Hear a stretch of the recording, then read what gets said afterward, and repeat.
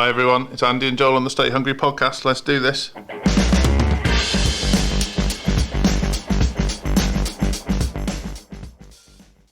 Andy, I'm nervous. Why are you nervous, Joel? I'm nervous about what you're about to say. Because you think I'm going to have a rant. I don't think we rant enough. Well, maybe not publicly. Leave a comment, guys. Do you like to hear a rant every now and then? Rob Moore encourages a rant. Yeah, I guess a rant is only as good as the positivity behind it. It's no point ranting it on a podcast if you haven't got some solutions for people, which I think we have. Like what we talked about when you show vulnerability publicly as well. If it can help someone, happy days. If not, you're just dragging everybody else down. Yeah. I was feeling quite chipper before. So you're a bit concerned because the subject of today's podcast is the customer is not always right. Cue a load of people of a certain age ranting and raving that we're wrong, how dare we? I got to press the shots fired button for the first time in weeks. I really don't want to spoil your mood on that. It's a crap sound effect. They don't sound like bullets whizzing by at all. What do you think they sound like? Like, do you really... How many times have you been shot at? Loads. I've been to East LA. That was horrible. Wow, I got lost in East Los Angeles once. You didn't get shot at then? I didn't get shot at. I got accosted. It was. I got accosted in New York. Luckily because of... right, okay, I need to say this carefully now. Because of my colouring, things weren't as bad as they could have been where I was. Okay. I was one of the few people not wearing a coloured bandana. That was. So you weren't in one of the crews? Yeah, it was shit. This was before I could drive, so I was basically getting the bus everywhere around California. And basically, no one. Didn't the bus driver warn you? No one really gets the bus in. I had to catch a connection in East Los Angeles to get down to down to Orange County.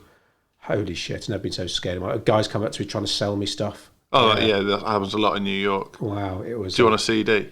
What do you mean? Do you want a CD? No, thank you. What do you mean? No, thank you. You don't want to buy my CD? No, thank you. And it just got more and more aggressive and angry. Yeah. Yeah. Why are we talking about East Los Angeles? I don't know. I think you want... about feeling scared? Yeah, I very much don't think people are going to empathise with the fact that you've been to LA. This is my year off. Yeah, I spent a month backpacking around California. Your GARP year. It was wonderful. Have no idea how we got onto that. We're here to talk about... How did we get on that? I'm trying to backtrack now. Talk about the customer's not always right. Cue lots of people. Rants. Something about rants. Yeah, I've totally lost the thread now. We do rant every once in a while, but I think there'll be a lot of people who do still think the customer is always right, and that was a phrase from... Well, I don't know, the 1800s, maybe 1900s, but the fact is, especially with social media, the customer is not always right, and that's what we're here to talk about today, and why that might be the case. So here's my little caveat. You carry on talking, I'll keep thinking why I got talking about East Los Angeles. So here's my caveat.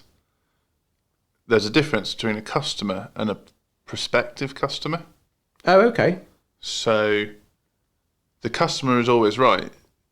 A lot of people that wave that flag were never customers in the first place.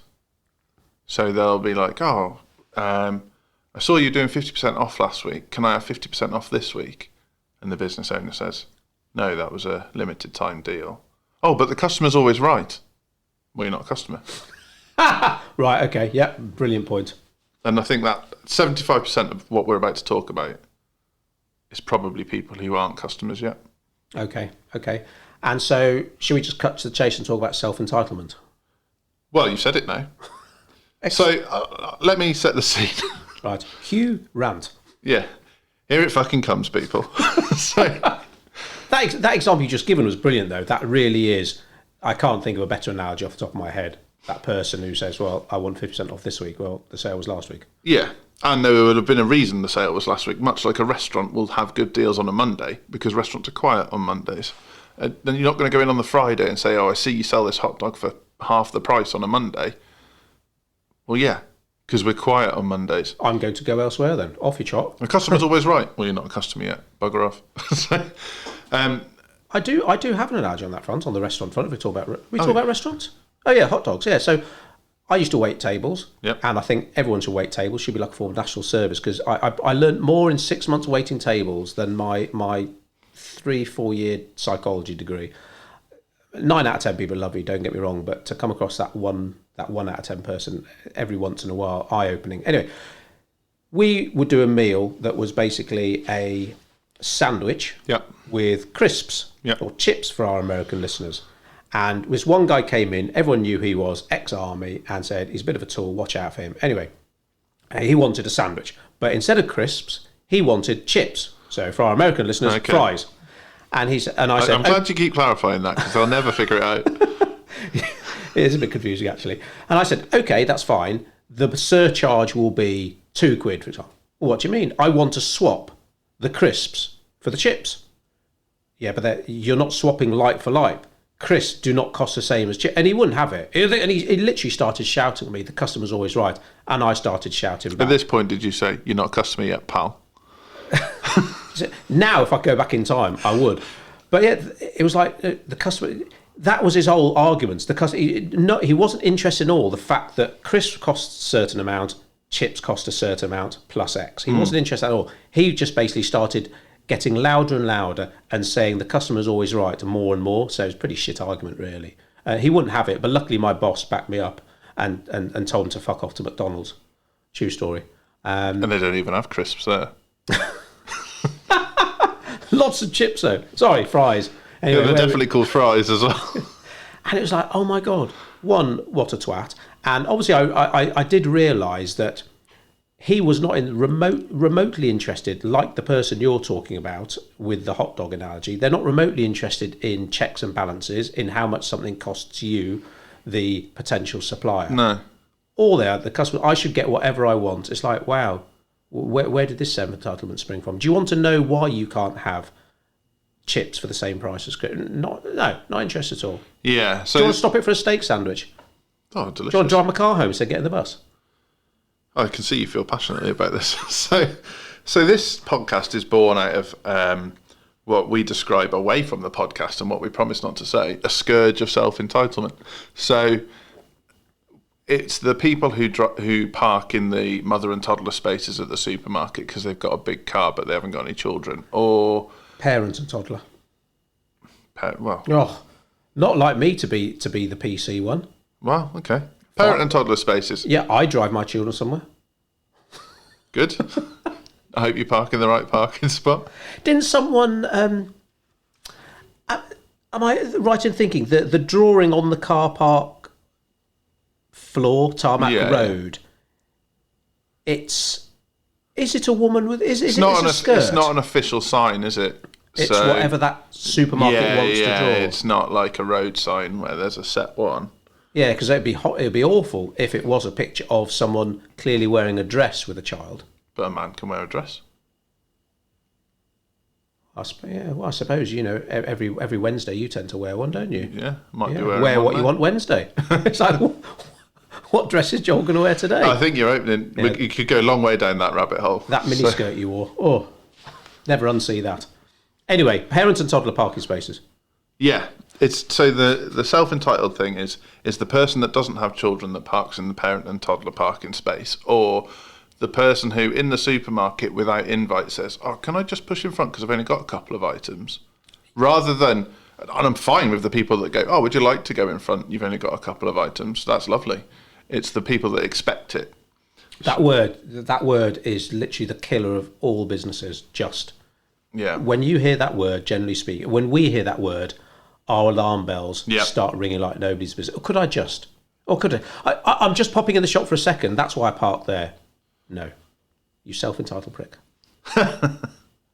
And, well, during COVID times, it's something that's been emphasised, I think. Something that you and I have certainly ranted about a lot is, well, I can't go on my holiday now because of COVID. Well, yeah, but also over 40,000 people have died, so maybe just keep your comments to yourself. Or I did work really hard to go to Los Angeles, Joel. that was a while ago. Do you know, That's probably during Spanish flu. My mum used to have a blue badge for disabled parking because she's got autoimmune vasculitis. Very serious illness, kills a lot of people, and she's dealt with it now, got almost a decade. Still has really bad days. But she gave up her blue badge because she's got no visible signs of illness, and she was fed up of people giving her stares when she'd park in the disabled spot because she didn't look whatever disabled people are expected to look like. So what you're saying is, even though potentially because of her illness she could be out of breath parking further away from the door, she felt publicly shamed into using her And yet own you've got space. other people who are more than able, who will nip into a disabled spot, nip into a parent and toddler spot because they were just after a couple of things, or they just couldn't be asked parking in a space because it's too far 5 away. metres further away. Yeah. Oh, You're right. You've got to keep me in check now because we could really have well, a don't rant get on me this started on the subject. people that park across 2 spaces, because Someone did that opposite me in Sainsbury's this morning. Turned up in an F-Pace. Not that his type of car's got anything to do with it. Forward parked in. I've got to be honest, I find forward parking really tricky, always reversing. Forward parked in, literally diagonally across 2 bays. But there were quite a few other car parking spaces, but it's still, oh my God. I don't understand that. yeah. I really don't understand that thinking. So where do you think it comes from? Do you think you're born with it? Do you think No. this guy used to park his little go-kart across 2 spaces when he was a kid? I think you might have to rein me in on this podcast, Oh, because go I'm on. about to go off. No, I like it. All I want to do is play with alcohol now, but even better. I We love think- drunk Joel. So I don't think it's an age thing. I think you can fall into the trap of saying, "Oh, it's young people" or Millennial. whatever. Yeah, millennials or whatever. But I see plenty of people, baby boomers and stuff, who've got the same self-entitlement. But for me, this whole thing of the spoils must always be shared does the world no favours. So if you have the 100-metre race on the school sports day, everybody gets a medal. For me, no, bollocks.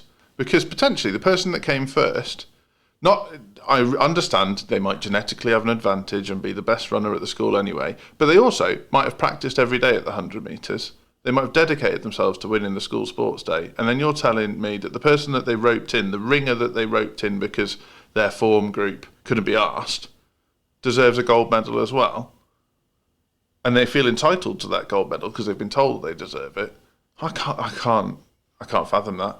What's that? Is it Meet the Fockers or is that the third one? The second one in the series, anyway, where Robert De Niro meets Dustin Hoffman, and Dustin Hoffman is there celebrating his son Gaylord Focker's achievements, like a 7th medal in wrestling, Yeah, an 8th yeah. medal, and Robert De Niro's like, I've just never seen mediocrity celebrated so much. Yeah.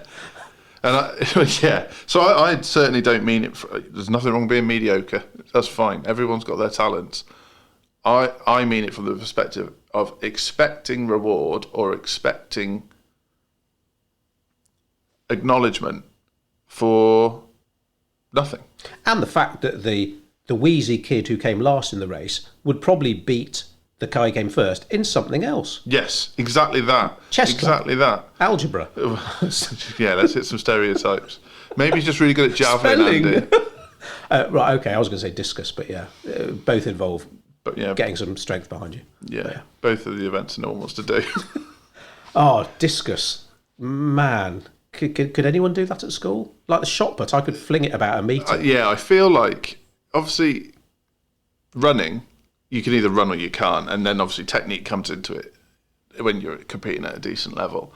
But the throwing events, there's so much technique involved that everybody, apart from the kid that's like gone through puberty at 10 years old, are useless at it. It's just pathetic.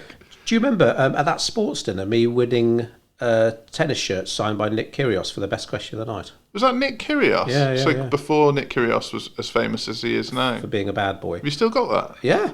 Shall I put it on eBay? No, keep it for a while, yeah. Okay. Wait for him to do something terrible. Um, There's a person who's self-entitled. and the question was, does hard work beat talent? And basically the answer from these sports luminaries was you need a combination of both. Just because you're genetically gifted doesn't mean you won't have to put the hard work Yeah. in. And it's not a fact that, oh, brilliant, my dad's a great runner, my mum's a great runner, so I'm more likely to be a great runner, but I'm not going to put any effort in at all. Don't expect to come first. So you've got to have a combination of both. And I think you're right. If you're getting a sense of achievement for coming last in something, that just diminishes the people who did put in lots of work.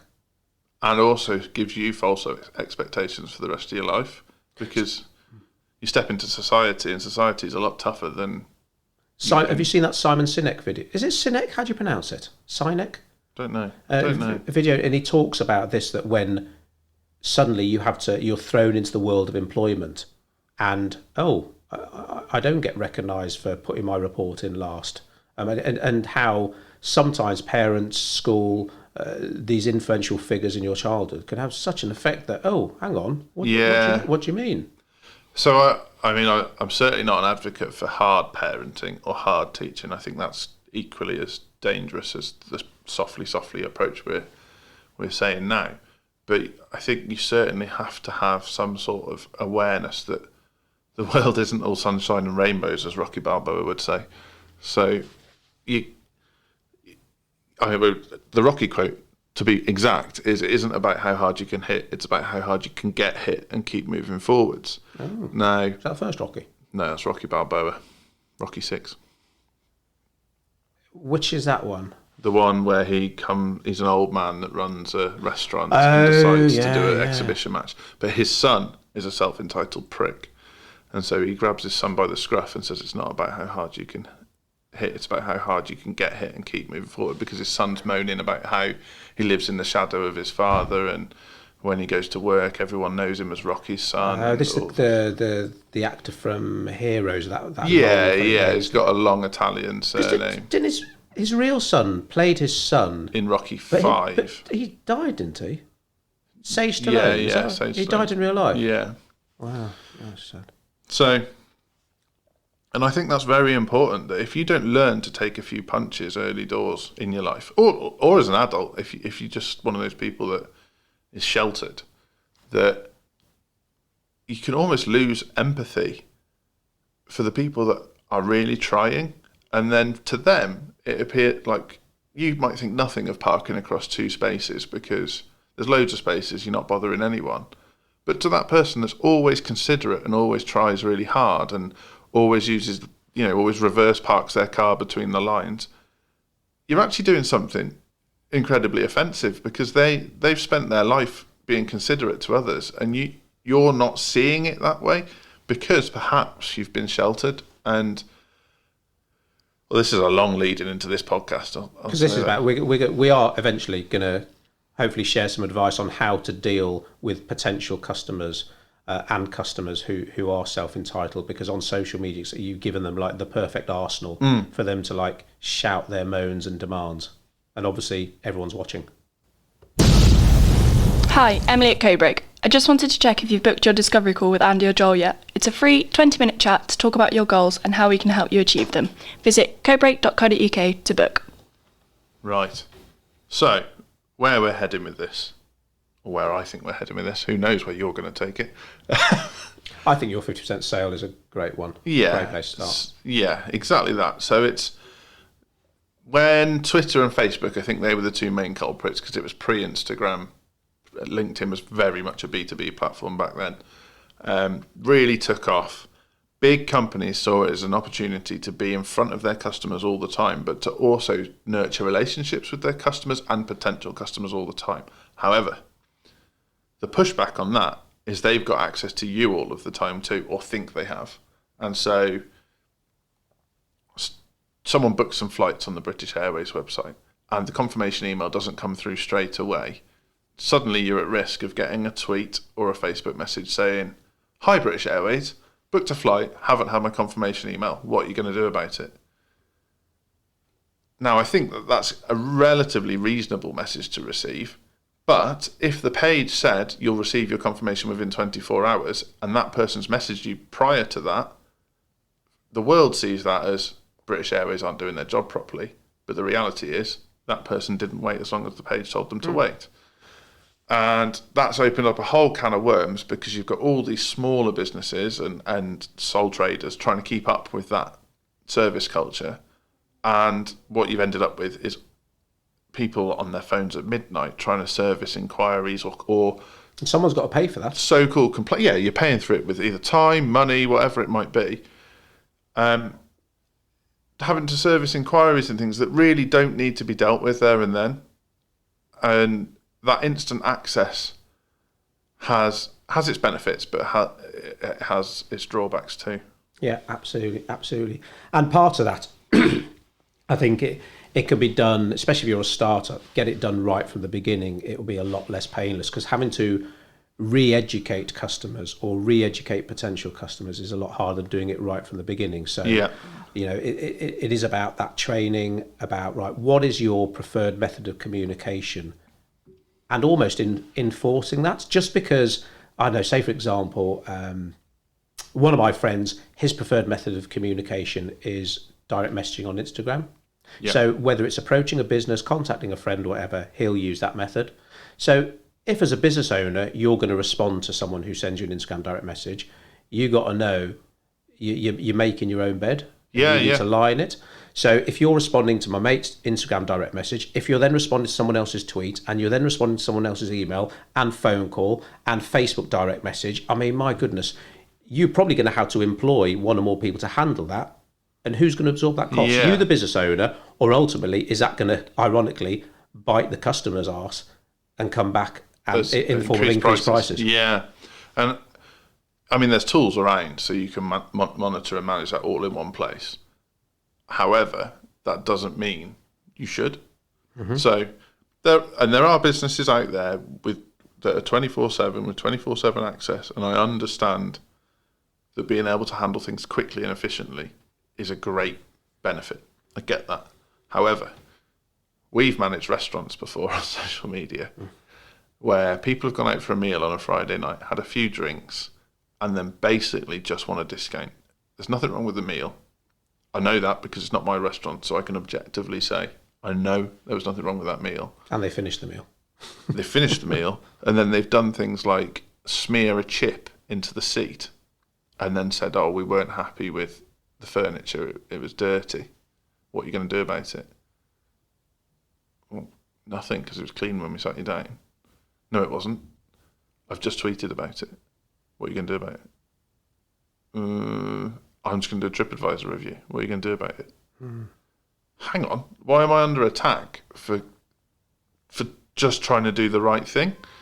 And you've kind of got to put those boundaries in place and say, right, okay, well, yes, if someone is a customer, someone's in our restaurant, we will do everything we can to make their experience as good as it possibly can be within the bounds of our business. So if you sell fish and chips for £7, don't expect to provide the same service as a Michelin star restaurant, because no, you're not going to take their coats. No, you're not. That's how many podcasts we get out of that pricing about the people who want the platinum service but only want to pay the bronze price. Yeah, exactly that. And I think what this kind of instant response culture has created is a platform for people who otherwise wouldn't have the confidence to be a prick. So you can suddenly, people who would never say, oh, sorry, my soup's a bit cold, could you warm it up for me? Will wait, pay for their meal, go home, and then leave a bad review on Facebook or Twitter. And it's like, whoa, hang on. Did you try and deal with it at the time? No, the waiters and waitresses look busy. Well, if you'd have just brought our attention to it, we'd have done something about it. And it can open up this whole can of worms of, right, now the restaurant feels obliged to give them a free return meal, all these things. And you've got to be brave enough to say, right, well, if we've got 9 out of 10 great reviews on social media, people will see through that bad review. Yeah. It's like if you were, any hotel you go and stop at, when you can go and stop at hotels again safely, you look at them on TripAdvisor, there's going to be some bad reviews. And like you say, sometimes if there's, 100 reviews and they're all 5 gold stars, you might actually think, okay, this looks a bit too good to be true. But generally speaking, because we've been doing this a long time, we can tell when someone, to be honest, is just being a bit of an idiot. And chances are, when they're there going, I'm going to tweet about blah, blah, blah, a lot of their friends on their social media circles are going to be the same. So it's like, well, if this guy's an idiot, more likely their friends are going to be similar to them. So tweet away, I don't care. Because sometimes, because we're British and lovely, I think you automatically, straight away want to placate someone. Now, if you placate someone because you're lovely and you placate them publicly by, oh, I'm sorry about that chip on your seat, sir, come in again, have a free bottle of wine, you will get literally the world and his wife coming out of the Yeah. woodwork demanding freebie. So we always say when things get tricky on social to acknowledge people, but direct the conversation Into a offline. private space. Yeah, email, phone, whatever. Because if you start having this to and fro online, generally speaking, only bad stuff can happen. You know, sometimes you can turn the situation around if you can read that person right. Because some people have generally got a constructive argument. Yeah. They haven't been looked after properly. They did try raising their complaint at the time, but you weren't interested. Because let's face it, we do know lots of rude business owners. Yeah, so I'm one of those people. I'm very outgoing and kind of in a business environment. So I'll say what I think. I'll get my opinion across. Put me in a restaurant, and if I don't like my food, I probably won't say anything, and I'll pay for it in full. And I wouldn't dream of leaving a bad review on social media either.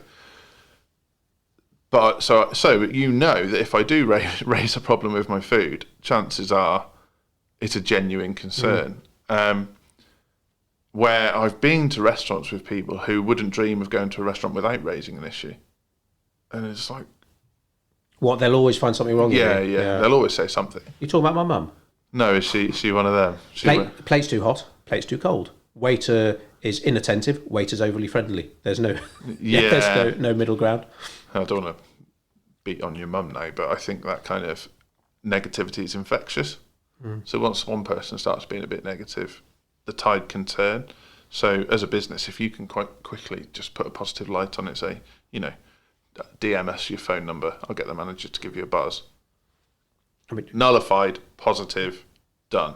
I mean, food I'd say is the trickiest one. I think, MasterChef, the amount of chefs that are very, very public on Instagram. I mean, everyone's a food critic, or everyone thinks they're a food expert, and that is, to run a restaurant now, just from a volume point of view, you are going to encounter idiots all the time. They'll be in the minority if you're good at what you do, but they'll still be more prevalent percentage-wise than other businesses. And again, people they talk about, my food is overly seasoned. Really? Sod off. Do you actually know what seasoning is? And that's... But this is why me and you should never run a restaurant. Let's promise that we'll never open a restaurant. No, I couldn't deal with that. I'd hurt people. I'd be such an angry chef. Yeah. But do you think, obviously there's a get what you pay for element to that too? Now, if I went to a restaurant in the Michelin Guide and paid £80 a head, say, I would feel an element of entitlement to expect that to be way beyond my culinary understanding. So I shouldn't be in a position to say that's under-seasoned or that's too warm or that's too cold, because for that price point, everything coming to the table should be spot on how the chef intended. And I think I'd sit there and think, well, I might not like it, but that's what the chef wanted it to be like, and that's the experience you're paying for. I think the problem is with people watching MasterChef or Sunday Brunch or whatever it is they watch, they go and apply that same mentality to the local pub. And they sit there and they're like, well, I was hoping for tempura batter on this fish. What do you expect for £2? Yeah. Or like, you're a pub. Do you think you could beer batter this fish in future? No. It's literally frozen out the box. Joel, got another podcast idea already. Is it beer? Unsolicited advice. Oh, yeah. I just thought, Joel, you might like to have some feedback on your email that you sent this morning. It's like, no, fuck off. Right, we'll do that. Unsolicited advice, because that's one coming. That's Andy's next rant, everyone. That's become... I mean, you are right. It's sometimes it is good to expunge, but yeah, like you say, it's got to be constructive, and there'll be lots of business owners out there who do think the customer's always right, and that's fine. You can just switch off, stop listening now. But if you work hard at what you do, you put your heart and soul into your business. You won't always get it right, but 9 times out of 10 you will. This podcast is about how to deal with the idiots who just have no respect of that at all. They're right, they always will be, and you're wrong, because that's just not acceptable to just live under this rule that was dreamt up 100 years ago about customer service. It creates business anxiety, and we've questioned ourselves. Oh, we've been this business. We've been the business that tries to please everybody, and the stress that causes in our team is phenomenal, because they don't understand why one rule applies to one person and not to another. And they're like, well, what do you mean we have to do that? And we would, historically, we would use phrases like, oh, well, they're a platinum client, so we have to make sure they're okay. Well, to be quite frank, bollocks. If they're doing something that doesn't fit our values and isn't going to help their business, so they're wrong as well. It's not a case of they're pointing something out that we should have done. Our job is to educate that client into why they're wrong and how we're going to help them instead. And that's such a mindset shift for us as a business and for other businesses to say, well, we need to be brave enough to tell our customers or clients when they're wrong constructively, and then help them with whatever the real cause of the problem is. So, accountants, solicitors. I know accountant may be a bad example because you're a trained accountant, but a solicitor, no point paying a solicitor if you're there going to say, well, okay, well, I think X, Y, Z. It's like, well, do it yourself then. Yeah. So for us as a marketing agency, we've got to garner that trust, of course, which is why we constantly pump out so much free information, insights, stuff we've learned over the decades we've been doing this. Yeah. So that when people do approach us and they've got to know us, hopefully that trust needs to be there. Because if you're suggesting ideas for your marketing that we don't agree with, our job is to tell you no, but also why. Yeah. I mean, we're fortunate in the way our feedback system works with our clients. They feed back into a private platform. We have an online group for our clients that's private. But we had an example last week, and I won't say who it was, but I'm sure if he heard this, he wouldn't mind us saying. He had some feedback about some concerns on one of his things that we were working on. And the reason that it was that way was actually because that isn't the focus of what we're doing. And we were getting them far more exposure by doing things our way.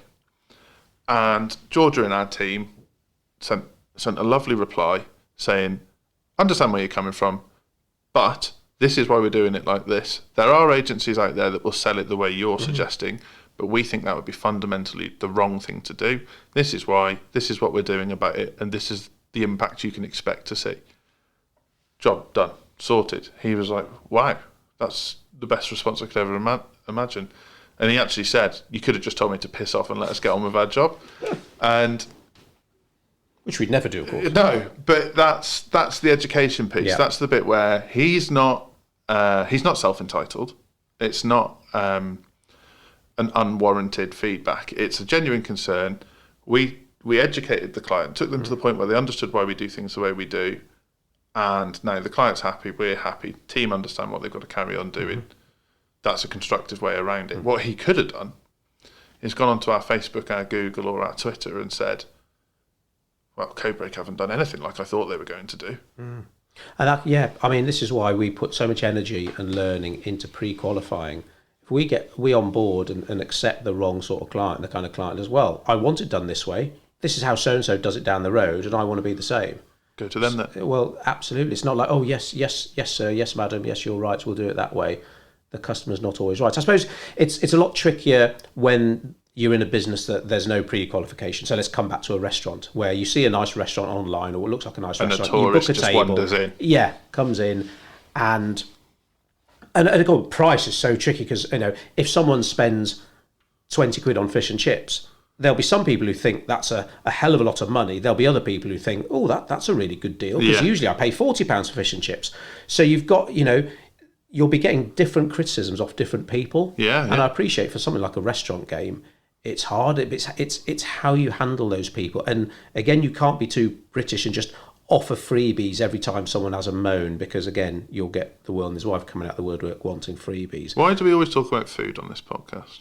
Just before lunch? Because we tend to film in the morning and we're... Oh, Emma's doing the intermittent fasting as well now. She's not eating till 1 o'clock either. Oh, and her mum. Really? Yeah. So everyone seems to be... There's a lot of science behind it, though. It's good. Yeah, the 8-hour window. How much time does it save not fanning about with breakfast in the morning? True. Loads of time. And I managed to go on that zip line last week and weighed in well under the weight limit. I was concerned about that. Get weighed? Yeah, you get weighed before you go on it, yeah. I can't remember. Maybe they looked at you and thought there's no point weighing this guy. He's definitely not over the weight limit. So how does it say on the website somewhere about you need to be... Yeah, maximum. And 4 days before, I was 0.4 kilos off the max. So what would happen then if that was all clear on the website? Someone turns up to go on the zip wire. Tough. No. How dare you're being weightist. How dare you? I deserve to go on this. I'd rather not die. What difference is half a kilo going to make? Yeah, well, like I said, There will be people. I bet you anything. I'm sure they've had that. Zipwire's I'm sure people they've say had that. I think I've read some reviews because I was panicking. If I'm honest, I was close to the weight limit. I was panicking, thinking, "Oh, well, will they let me have a voucher or let me do something else?" But I was doing it with my brother, so if he went and did it and I didn't, I'd have let him down. So, so instead, I just Didn't eat for a week. Didn't eat for 4 days, basically. Yeah, but I dropped 5 kilos. So, Wow. yeah. I haven't listened to all the podcasts yet, but there's a Rich Roll one, a new one, where he's interviewing a guy who does the 21-day water diet, all medically supervised. Scott Goldburn, the Shrewsbury Town left back, did that last year. Very controversial, but it's like, oh, I'm going to listen to this. My interest is peaked, because Rich Roll's a sensible guy, knows what he's doing, and he makes it very clear, listen, this is a medical programme. Do not go out there and just drink water for 21 days and eat or drink nothing else. They have camps in America that do that, don't they? You can go to water camp. Oh, you used to call them fat camps, yeah. Can't say that anymore. Fat camp is where you go. No, don't say it. Don't say it, Joel. Don't say it. You're going to talk about children now, aren't you? No.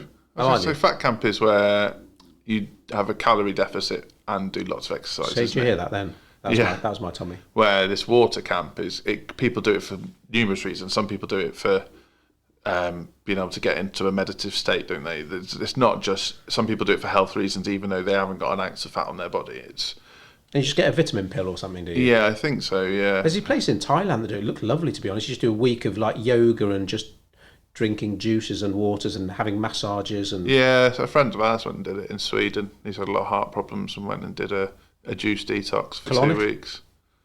Well, there probably was a colonic involved, yeah. I think this one is coffee grounds up your arse. Is that, yeah. Hot coffee, well, warm coffee. Yeah, that's not.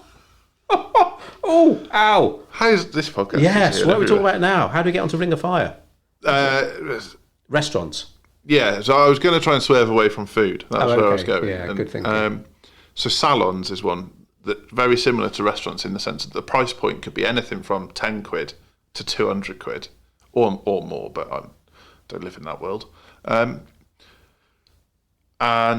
the risk is that anybody can book. So maybe someone who normally spends 10 quid on a haircut wants to treat themselves and spend 100 quid on a haircut, and then it pans out that not in their view, their perspective, there isn't much difference between a 10 quid haircut and a 100 quid haircut, because they don't value the fact that you get free magazines when you sit waiting, or that there's leather furniture, or that there's music playing in there, or whatever you get head massage or Oh, sounds lovely. Where's this salon? I don't know, you go to a pretty tidy salon, so. Yeah, he's good. Scott and James, they know their onions. But the issue you have there is, unless you are attracting the type of customers that you want, you can attract the sort of customers that don't understand what you're giving them. And that's incredibly. A Michelin-star restaurant, going back to food, would suffer with that, because they'd be like, well, where's the rest of it? Serve the food, where's the rest of it? Oh, you get 7 small plates here, so you don't get 2 big plates. We so could not run a restaurant. I'm struggling to think of a worse business. I love the idea of running a restaurant, but dealing with the public in volume, and like you say, that little qualification going on. Oh, Michelin-star, okay, yeah, like you say, your expectations should be different. Yes, but like you say, 100 quid haircut, 10 quid haircut. There are a lot of people out there that, well, actually, I ended up with the same thing. I can't tell the difference. And some people will be like, oh, well, I'll chalk that down to experience. Other people, right, I'm getting right onto Facebook now. Yeah, like people that go to a 20 quid a month gym and go to a £100 a month gym. If both of those people gain 5 kilos of muscle or lose 5 kilos of fat, the result's the same. So unless they value the extras that they get for that money, you are wasting your time recruiting that type of person into your gym. A friend of mine ranting and raving about not getting let into the bank because he wouldn't wear a mask. It's like, well, wear a fucking mask. What was his argument? That it's a Nazi state. That was one of his arguments. It's the law at the moment. It's yeah. It's not the bank's fault. Worst thing, this happens all the time. Loads of his mates were commenting, agreeing, saying it's terrible, it's disgusting, and it's like, oh my god. It's the law and again, self-entitlement. Move somewhere else. I just can't see, unless of course you have medical reasons and breathing difficulties stuff, why you wouldn't wear a mask. Oh, because it rubs my ears. Don't get me started on that. Fuck's sake, it rubs your ears. Holy shit. Don't get me started on that. Wear a bigger mask. If you've got a medical condition that means you can't wear a mask, you need to question yourself while you're out and about. Yeah. I don't think that the employee at the bank handled it I think he was a bit sort of aggressive about it, but it's like, well, That's true. I've seen a lot of militant supermarket employees. jobs worth. Yeah. Yeah. You haven't washed your hands, sir? Yes, I have. We haven't used ours. I've washed my hands. You got to draw the line somewhere. I carry hand sanitizer everywhere with me, partly because I don't really like using the ones that everyone else is using. It seems to defeat the object a little bit. And I also don't like at the supermarkets, whilst we're at it, that I have to wash my own trolley. But I understand why I have to, because... But let's face it, some people don't like being told what to do. As simple as that. And we talk about that a lot in marketing messages. It's no good telling people not to, don't drink and drive. That's the example I used. That's a great one. Which is obviously an ad campaign that's before most of their day, where it's like that ad campaign about drink driving didn't work because a lot of people don't tell me not to drink and drive. Much better to say, this is what can happen if you drink and drive. That ad campaign worked a treat. Cigarettes changed, didn't they, from don't smoke to... here's some photos of what happens to smokers. I would say, linking to COVID, which is loosely what I was talking about, there's no way they'll be brave enough to show you what happens to a COVID patient, which they should. Because I think if you think what the news was like in February, they were showing us Italian and Spanish hospitals completely overrun with people in a very bad way. Now, everyone conformed to lockdown when that kind of stuff was in their face, because you go, bloody hell, don't want to go through that. Now we're having the whole, distance yourself from your friends, cover your face and wash your hands. And it's like children's television. So would you say that these people, let's think about my friend in the bank, or friend, social media friend, these people, these entitled people, don't waste your energy trying to check. They're not going to check. There's no point saying, well, this is why you should wear. Here's a link to an article about why you should wear a mask. Here's what... The shutters are up. One of your favourite phrases, Andy. Go on. And something we've said on the podcast before. Will it make the boat go faster? So will the behaviour of your business, whatever it might be, so if it's dealing with social media comments, dealing with DMs, dealing with feedback, dealing with people who've parked across two spaces, however you go about it, is it growing your business? And there's two ply to that. So one is, if the answer is yes, it will help your business grow more, but the negatives outweigh the positives. So the staff will be demoralised. You'll feel like a failure as a business owner. I would urge you to weigh up whether that's worth it. And then if the answer is no, it won't grow the business, I'm literally arguing with someone who has no logic. What are you doing? So, or the third one is it will grow the business and it's the right thing to do. They're the sort of three. They're the three things you need to look at with any kind of self-entitlement or feedback. Or so, if you run Waitrose and regularly your customers are parking across two spaces because they drive fancy cars, the logical decision there would be to increase the size of your parking spaces, not to confront the customers. If you run Home Bargains and people are parking across two spaces, the logical thing would be to confront the person that's parking across the two spaces, because you need a certain amount of volume through the door to make the business work. Okay. And neither of those things are necessarily conforming to the customer is right. It's what's in the best interests of the business. Yeah. And don't bite. We've dealt with clients over the years who, and let's face it, if someone has a pop at our business, we take it personally, because obviously we know what we've sacrificed, as most business owners do. So you sacrifice something to start your business, to run your business, to look after your staff, to protect your staff. This is your livelihood. So when someone has a pop, you do take it personally. I urge you, don't let your first reaction be, right, I'm not having that, and you bite, because a lot of times that's what the person wants. They're sat on their arse, on their sofa, nothing better to do. I think you, as an intelligent business owner, would have something better to do. Do you really want to give up your evening toing and froing? I'll quote George Bernard Shaw again, never wrestle with a pig. They like it, and besides, you get covered in shit. I'm paraphrasing a little bit there. That's definitely paraphrasing. Sorry, Mr. Shaw, if you're listening. Hey, it's Georgia at Codebreak. Thanks for listening to the Stay Hungry podcast. If you're hungry for more, don't forget to check out all the free marketing content on codebreak.co.uk.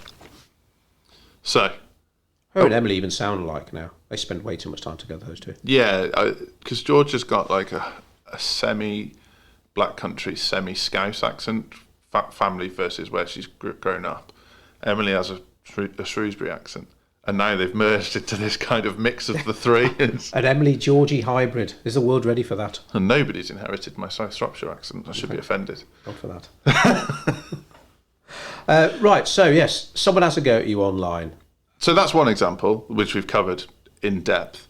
What other examples of self-entitlement do we see as business owners?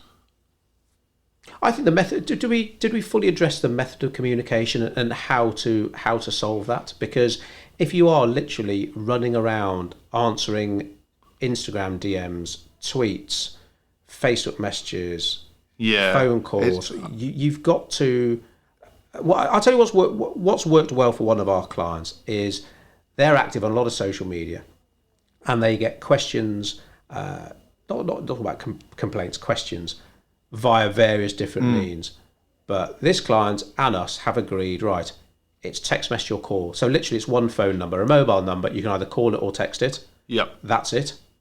And that has worked really well. There were a couple of teething issues with it. Well, I'm on Instagram. I want to message you. I appreciate that.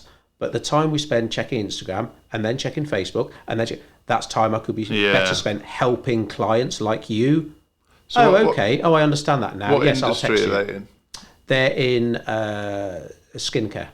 So public facing.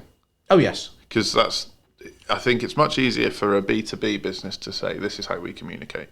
I think traditionally that's just like how B2B's like always a been. solicitor or something. Yeah, solicitor accountants. Like, you need to book a call with one of our senior accountants, or you need to drop us an email, or if you're an IT company, you need to email support at. Yeah. And that's a known way of doing things.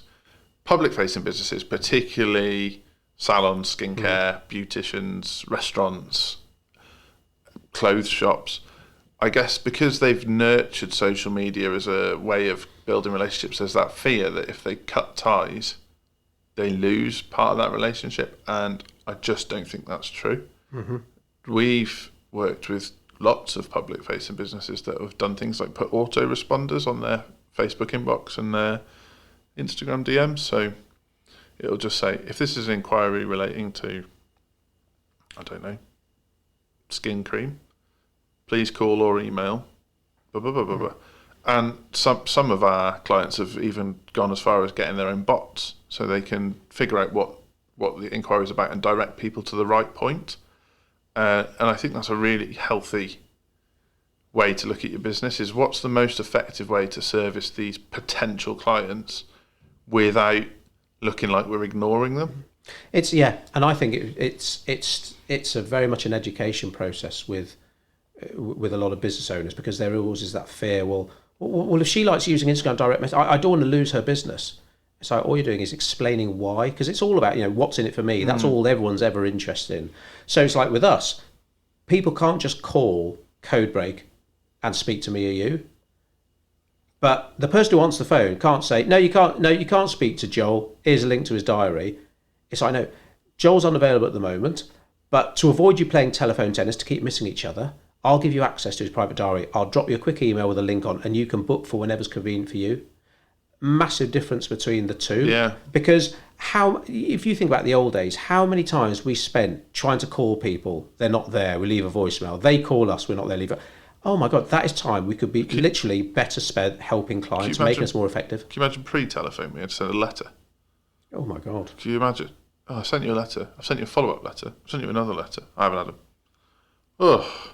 And the only time you find out is when you get on your horse and carriage to go and meet up. That would have been brutal, wouldn't it? I sent you a letter.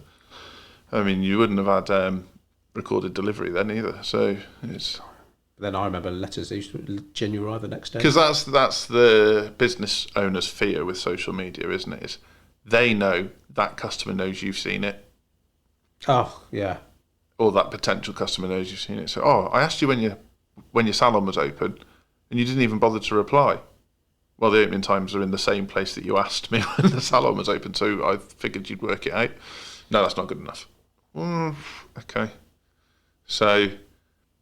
Yeah, that's absolutely true. I had another point on that one as well. Oh yeah, to do with trading as well. So you say, so someone could see when you've read their WhatsApp, for example. So it's like, oh my God, I've got to get back to them because they know I've seen it. It's the same with training when it comes to something like email. If every time someone emails you, because you've got your work email on your phone, whatever it is, you respond within 10 minutes, guess what? That one time you don't respond within 10 minutes, there's a real risk that client or potential client is like, oh, did you get my email? Because usually you respond within 10 minutes. It's like, oh my God. But that's your fault, not the customer's. Yeah, I'm so guilty of that historically. Turn your email off. I built my business pre-Codebreak on responsiveness, and it was a rod for my own back, because essentially what happened was I got to work with impatient people. That was it. I built up a client base of impatient people, so they thought it was brilliant because I was the most responsive graphic designer, web designer in their knowledge. But the reality was, I was a busy idiot. I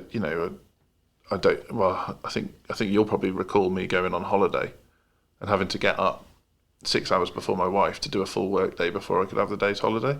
That's not really a holiday, is it? And so I'm not, standing here virtue signalling. I've been there, done that. I've got the T-shirt. I've had it. I bet most. And to be honest, there are some business owners out there who, again, we'd be wasting our breath. They're really important. Their business is different, blah, blah, blah. They need their work email on their phone. Well, that's up to you then. But expect the consequences. Yes, absolutely.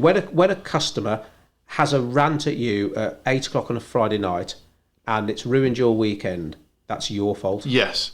And when a client told me that years ago, that was a bitter pill to swallow, but they were right. He was so right. And absolutely. I guess that's, you can go one or two ways with that. So you and I are emotionally invested in what we do, and we try and be less emotionally invested and more pragmatic. But the reality is that the reason we're, touch wood, good at what we do is because we genuinely care. Yeah.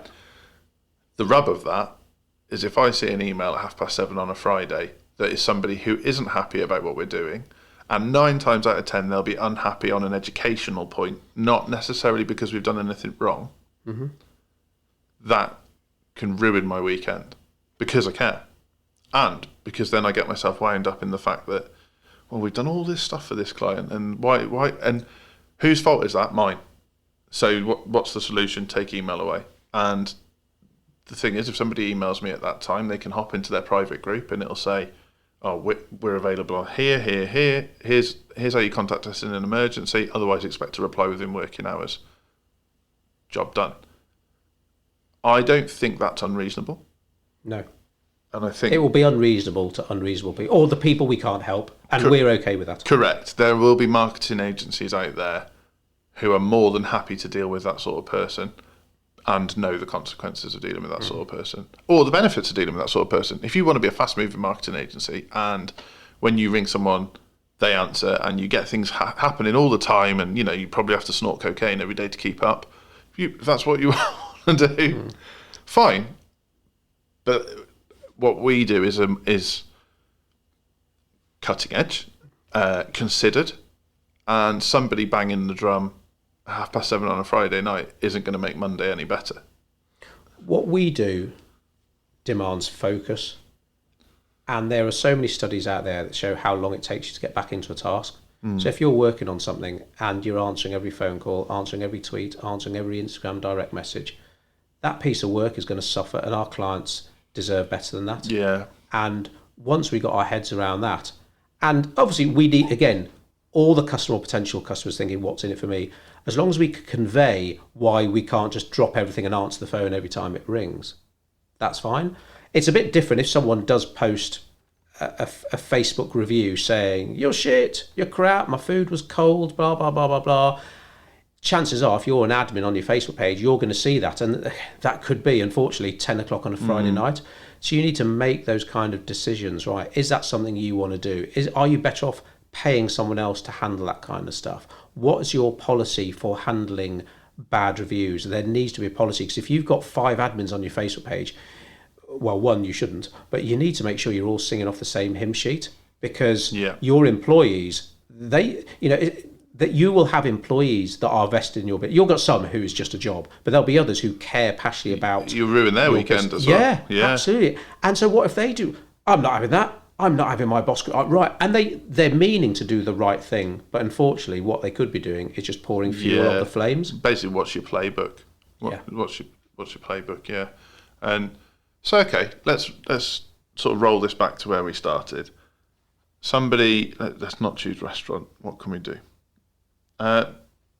Somebody comes into your beauticians. They noticed last week that you were doing brows for 50% off. Oh, I need mine doing actually. And did you get your brows done? No, but I should do because they're getting sort of old manish. Basically, yeah. Did you get your ears done yet? Do you need to get to like a Turkish barber's? No, although I went to a different barber's probably about a year ago, and it's doing my hair, finishing up, doing my neck. Do you want me to do your ears as well? What? And she generally meant, do you want me to like trim sort of it? I was like, well, does that mean I have got them, or she's just assuming, or she had a good look and there are some hairs that need like cutting or pulling? It was Turkish barbers, they put a flame in your ear, don't they? Oh, I don't know, never been to a Turkish burn barbers. them off, yeah. What's the difference about a Turkish barber? Well, they're just good at barbering, I think. Traditionally, they do like the hot towels and cutthroat razor around the edges. And when are you going to shave your beard off? Off? Yeah. Well, have you ever known me without a beard? Didn't you have a goatee at one point? No. Didn't you? No. Okay. Shave it off for charity? Absolutely not. Why? I shaved my hair off for free during lockdown. So what would make you not? Why would you not consider shaving off for a change? Why would I shave it off? See what it looks like. Like a you start getting grey. Prepubescent child. That's why my dad shaved his beard off. Started getting grey hairs in it. Oh no! Even though he's in his 60s, so well excited about a bit of salt and pepper going on. Anyway. Right. Okay. Yeah. So what were you in a barber shop? Is that right? Beauticians. Right. Okay. We're in a beauticians. The customer comes to the counter, says, "Oh, I saw you had 50% off on brows last week. I was wondering if I could have that deal this week." No. What is your constructive way of dealing with that? So this is in person then? Yeah, so this isn't somebody rude. I think there is an element of self-entitlement to the question in the first place. Is that the chair or my knees squeaking? I hope it's the chair. So there is an element of self-entitlement because they've asked the question in the first place. But there's no malice. So this is something I think all business owners encounter quite regularly. They'll be like, "Oh, is that the best you can do?" type. Because I guess like Money Saving Expert has taught everybody to try and barter for a deal all the time. And the fact is, some people, and I'm thinking about Emily here, can get away with more than others. Because we're always telling our guys that, all right, you got to ask for stuff, right? So I think, say if you've been visiting say if this person has been visiting your beauticians for years and they're a bit cheeky with it, but a bit like Emily knows how to play the game. Say, "Oh, you know what? I'll be really, I know the deal was last week, but don't suppose there's any chance, you could do me 50%. I've got a wedding to go to tomorrow. Oh, come on, I've been coming here for 3 years." Now, as a business owner, you have to make on-the-spot decisions like that. That is very different, I think, to somebody blunt, thinking they're right and saying, "You did 50% off. Can I have 50% this week, or I'll go down the road to what's her name?" Yeah, but okay. I'm going to have to rephrase. I'm going to make this more difficult for you. I was going to say, let's assume it's the latter.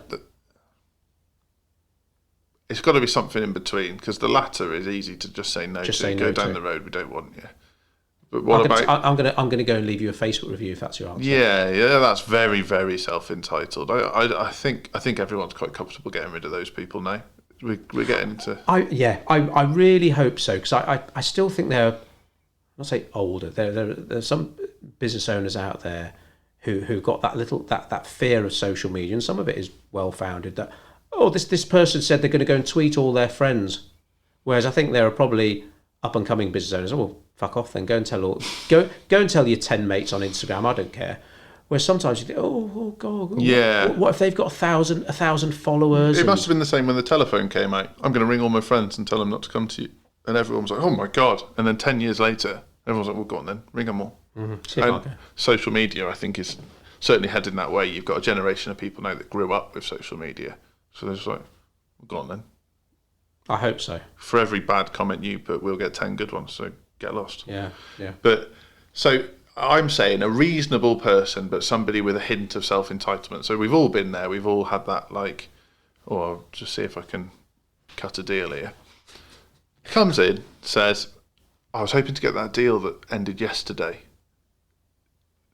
You know, and they're not threatening. They're not saying I'm going to leave a bad review. But as a business, how do you say no to that without? We've lost Andy's. No, I'm just you mentioning Money Supermarket. My mum really got into that, and she just went through a period of trying to haggle for everything. And so this is Martin Lewis, money saving expert. Yeah, when trying to buy 2 light bulbs or buy a light bulb, or I'm going to buy 2. What deal will you do? And this guy's like, it's fucking 57p a light bulb. I really don't give a shit. Buy 500, I might do you a deal. But it's like, but yeah, I mean, yeah. Sometimes you've got to ask, haven't you? But sorry, I'll do you 2 for the price of 2. Yeah. I try and work out what 57 times 2 is, but yeah, that was the price anyway. And Mum was like, "Well, I'll go and buy my light bulbs elsewhere." And I'm sure that guy was like crying into his pillow that night. So to his manager, "I missed out on a light bulb sale today. Lost out on £1.40, and I'm so sorry. Take it for my wages." Anyway, where are we? That eyebrows lady. You've got a perfectly reasonable person asking if they can have yesterday's deal. How do you get rid of it? Okay, so I'd say you've got to stick to your guns. Mm-hmm. We will do, not offers per se ourselves, but we will do incentives to maybe get a decision. Yeah, time-based incentivising, yeah. You have to stick by it, otherwise you dilute your whole offering. My main worry about simply acquiescing all the time is that, we talked about training a lot on this podcast, haven't we? You will train that person. Oh, okay, well, next time, you did a deal last month, you did a deal last year, you did a deal last decade. Could you please do it for me again? So, but you've got to be polite with it. But you do have to take into consideration how long they've been a customer. So are we assuming this person's never bought before? I don't think it matters, really. It's just that they're trying their luck. And I think it does matter. If they've been giving you custom for 10 years, I'll be much more likely to do something than if they've walked in twice. In our scenario, say we were a beauty salon instead of a marketing agency, it might not be the business decision maker that's handling the inquiry. An employee, right. Yeah. Oh, okay. So a good employee will still be concerned of the threat of an upset customer. How do they say no constructively, but keep that person happy? Now, there's numerous ways you could go about it. You say, well, we can't really honour that deal. That was a limited time offer, and you could blag it, say, oh, well, our suppliers gave us a special deal for that week, or it was, we have a particularly quiet week at the end of August because everybody's on holiday, so that's why we did it. But seeing how it's you, which is where you're going with it, well, is it worth honouring it because you're kind of elongating the relationship, or do you just say, McDonald's wouldn't do that. If McDonald's were doing... Ideally, we talked about a playbook, didn't we? Yeah. Now, that you can't account for or predict every situation that your staff are going to encounter, but there'll be some things you can have written down in a manual. Here's what to do if a customer asks for an expired deal. Like, McDonald's, it's clear cut. It's like, the price is the price. And that might be your attitude for your beauty salon. The deal ends on Friday. I'm sure there'll be another deal coming soon that might be of interest. Yeah. It's your brows. Tell you what, Mrs. Smith, would you like me to let you know next time we're doing a brows deal, and I'll put you on our exclusive VIP list? Yeah. That was just off the top of my head. That was good. That was all right, wasn't it? That was really good. I should do this for a living. I like that. What do you do? Fuck off. Fucking hell, after all that thought I put into my answer. I do, these prices, the price businesses, and I know we're getting a lot more like that with our own business, although pricing something I think every business owner deep down will always struggle with, revisit, come back to, whatever. But yeah, it's of course, Mr. or Mrs. Customer, see what you can get. You do want a good deal, but I can't say you just respect a business owner automatically. That respect has to be earned, but a business owner has to be so sure in their offering they can stick by their guns and say, no, we don't always get it right, but we know what we do 9 times out of 10 will please our diners, our people coming to get Yes. their car serviced, whatever it might be. But the longer you're in business, the more you'll get to, even on social media when it's written rather than someone verbally talking to you face to face, you get a good handle on where people are coming from and what kind of person they are. And again, there are some people you just can't reason with. Like that example you sent me a couple of weeks ago, that ongoing WhatsApp conversation between, I think, a pub and a customer. And that customer's language was just like, why is this restaurant even wasting their time trying to negotiate, for want of a better word, with this person? This person is a twat. Their language and attitude was Similar to yours, by the sounds. it was awful. It's like, I don't want you in my restaurant again. I don't want you anywhere. In fact, do me a favour, go and tell all your friends about me. Because again, if your friends are like you, don't fucking want them in my restaurant. Yeah. And I can't believe people be so rude. so rude. I mean, we'll shout and swear on our podcast a bit, but that's a lot different to going into a shop or a pub or anywhere and talking to people like that. And our advice, generally speaking, to clients when it comes to social media, dealing with aggressive people like that, just ban them. Yeah. Just get rid of them. Don't entertain the situation. So I think what we're saying, and this is what we call it, but there's no harm in a business having rules of engagement. Mm-hmm. So whether they're a prospect, a client, or a supplier, you have a set of values that you expect people to abide by. And if they don't, you've got to be brave enough to lose them as a prospect, customer, or supplier. I think that's something that many business owners are scared of, certainly something we've been scared of in the past. But actually, you're empowering your team and your business to say, well, they weren't the right fit anyway. And, we've lost some big clients in the past where everything's going great, we're doing a good job, and then they've just said, oh, we're too busy, or we've changed what our goals are. We didn't realise it was going to get this hard. And, well, okay, but what's actually happened there is your values aren't the same as what they were at the start of our relationship, and we have to be comfortable to let you go. You're not hungry anymore, and part of working with us is being hungry. Fine. And equally, you've been rude to my staff over some cold chips. Whether or not we should have served you cold chips, there's no need to be that rude.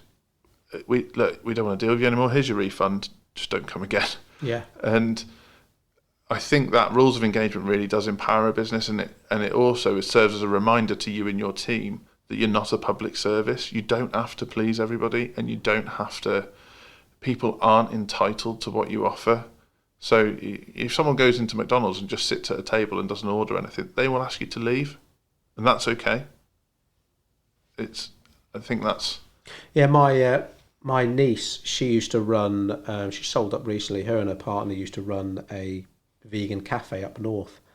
And they ended up starting charging for time because they'd get a lot of people come in, sometimes students, and order a glass of water, which you're allowed to do, and then plug their phone into charge and just sit there all morning using their electricity. And some people got pissed off when they put a poster up in the window saying that, you'll have to pay to use our facilities. And they were okay with that. And when I spoke to them about it, it's like, you've got to be comfortable with that because there will be other places they can go to. It's like, well, fine, they can go and drink their water and maybe have 2 Diet Cokes a month there. We can live with that. I went to a place in Australia called Tempo Pasta that did something like that. Okay. So you paid for the amount of time you sat there. So you could eat whatever you want whilst you're there. Okay. You had to finish your plate, or you had to pay the cost of the meal. As long as you finished your plate, you just paid for as long as you sat there. So obviously, some weirdos would come in and literally shovel the food down their mouths. It's pasta, so it's great margins in pasta. But yeah, so if you stayed 20 minutes, you paid, let's say, $20. If you stayed 40 minutes, you paid $40. And I thought it was a really good model, really. Wow. Go and have a coffee, and you basically pay to rent the space that you sat in. But there's another podcast there. It is good to be different. I think as kids, we just want to blend in with everyone else. Or I know I certainly did. Survive. Survive. So I don't want to... I remember there was a guy at school called Paul Rogers, right? And he had... Fucking Paul Rogers. He had slightly curly hair. Oh, did you pick on him? There was a period of like years where he couldn't walk past a group of pupils without them going, curly whirly. And you think, oh my God, this poor guy, probably all he wanted in life was to have straight hair. Could have got some straighteners. And it's like, oh my God, yeah, you just want to blend in. Whereas the business owner sometimes, and don't be different for different sake, but it's good to be different. So if all your competitors are there giving away freebies every time someone has a moan or whatever. So we're back to the start. If you give everybody Seems like a long time ago if you now. give everybody first place, all you're doing is creating a culture of blending in, survive, not thrive. Yeah. If you're willing to set the rules, set the standards, and abide by those, you're creating a culture to thrive. And I think that's a long way to dealing with what we're talking about. Wow. It's almost scripted.